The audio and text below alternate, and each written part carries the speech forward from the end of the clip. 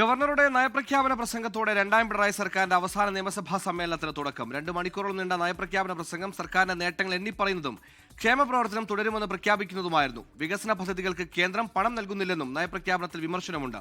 പൊള്ളയായ അവകാശവാദങ്ങളാണ് നയപ്രഖ്യാപനത്തിലുള്ളതെന്ന് പ്രതിപക്ഷം വിമർശിച്ചു.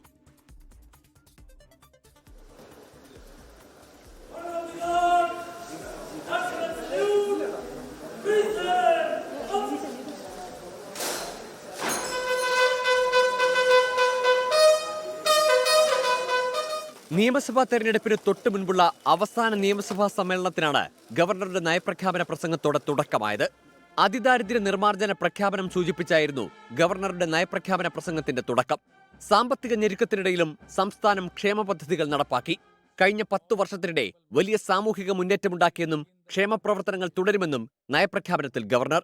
Kerala enters this year a decisive moment in its development journey. The state has consolidated its position as one of India's most socially advanced and institutionally robust states.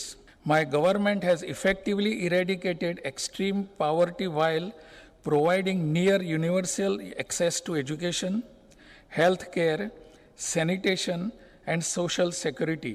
വായ്പാ പരിധി വെട്ടിക്കുറച്ചത് വികസന പ്രവർത്തനങ്ങളെ ബാധിക്കുന്നു എന്നതുൾപ്പെടെ കേന്ദ്രത്തെ വിമർശിക്കുന്ന പരാമർശങ്ങളും നയപ്രഖ്യാപന പ്രസംഗത്തിലുണ്ട്. അർഹമായ വിഹിതം വെട്ടിക്കുറച്ചത് എല്ലാ മേഖലകളെയും ബാധിച്ചു. തൊഴിലുറപ്പ് പദ്ധതി ഭേദഗതി സംസ്ഥാനത്തിന് തിരിച്ചടിയായെന്നും നയപ്രഖ്യാപന പ്രസംഗത്തിൽ governor. The retrospective effect wide union finance ministries, the retrospective effect given to the cutback in the eligible open market borrowing limit is a highly prejudicial action faced by my government. Kerala has been in the forefront of implementing the demand-based employment scheme, Mahatma Gandhi National Rural Employment Program.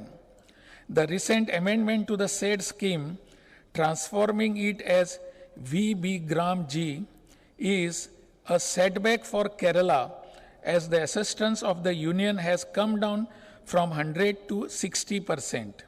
തെറ്റായ കാര്യങ്ങൾ ഗവർണറെ കൊണ്ട് വായിപ്പിച്ചാണ് നയപ്രഖ്യാപന പ്രസംഗം നടത്തിയതെന്ന് പ്രതിപക്ഷം കുറ്റപ്പെടുത്തി. തെറ്റായ അവകാശവാദങ്ങളും അർദ്ധസത്യങ്ങളും കുത്തി നിറച്ച് ഗവൺറെ കൊണ്ട് പ്രസംഗിപ്പിച്ചിട്ടുള്ള ഒരു തെറ്റായ ഡോക്യുമെന്റാണ് ഈ ഗവർണറുടെ നയപ്രഖ്യാപന പ്രസംഗം.